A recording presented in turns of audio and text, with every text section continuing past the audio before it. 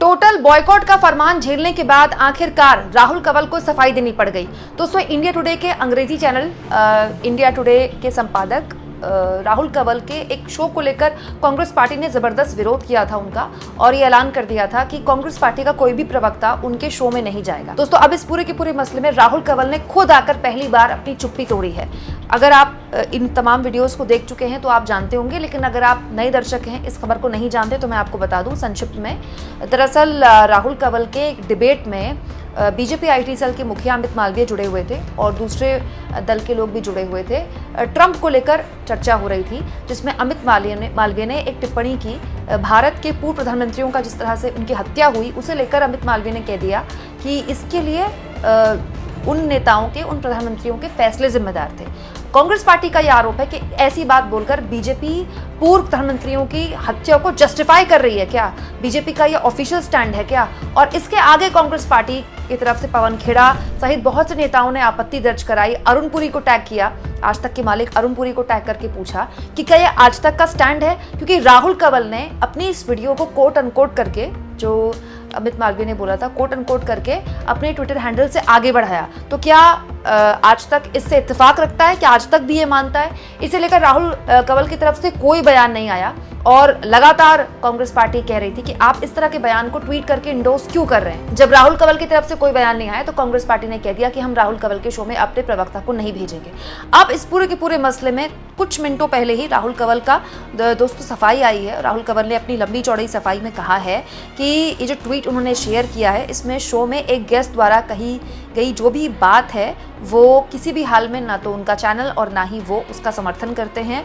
हर शाम ये एक नॉर्मल चीज़ है, एक अभ्यास है, एक आदत है, हर शो पे होता है कि जो शो के चंक्स होते हैं अलग अलग, जैसे अलग अलग उसके 3 मिनट के 4 मिनट के जो चंक्स होते हैं वो निकाल कर सोशल मीडिया में अपलोड किए जाते हैं, एक्स हैंडल पे अपलोड किए जाते हैं। हमने विपक्ष ने जो बोला वो भी अपलोड किया था और सत्ता पक्ष ने जो बोला वो भी अपलोड किया था। हालांकि राहुल कंवल फिर यहाँ पर कहते दिखाई दिए कि ये जो विचार हैं हमारे दर्शकों के साथ इसके अंश साझा करना एक नॉर्मल चीज़ है, लेकिन हम किसी भी हाल में ना तो चैनल का एंकर और ना ही चैनल किसी भी प्रवक्ता की किसी भी बात का समर्थन करते हैं। मतलब राहुल कंवल ने आखिरकार अपने आप को बीजेपी के आईटी सेल के प्रमुख अमित मालवीय की विवादास्पद बयान से अपने आप को किनारा कर लिया है, क्योंकि इस बयान को लेकर कांग्रेस पार्टी ने कड़ा विरोध जाहिर किया था। बाकायदा बीजेपी को भी चिट्ठी लिखी थी जयराम रमेश ने कि आपके प्रवक्ता इस तरह की बयानबाजी कर रहे हैं, पूर्व प्रधानमंत्रियों की हत्या को जस्टिफाई कर रहे हैं, आप बताइए क्या बीजेपी का ये ऑफिशियल स्टैंड है? इस पूरे के पूरे मसले में राहुल कंवल ने अपने हाथ पीछे कर लिए ये कहते हुए कि हमारा ऑफिशियल स्टैंड नहीं है, ये एक नियमित अभ्यास है। हम जो भी शो का अलग अलग चंक होता है वो शो खत्म होने के बाद पोस्ट करते हैं, जो कि सही बात है दोस्तों, सारे एंकर्स करते हैं ऐसे।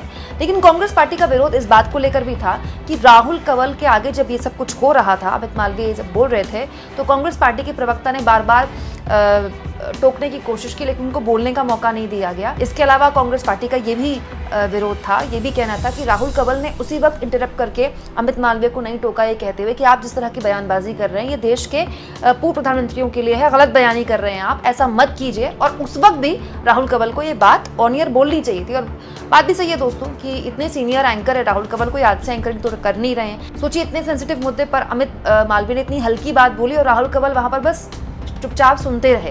एक्चुअली आपत्ति कांग्रेस पार्टी को इस बात पर ज्यादा थी।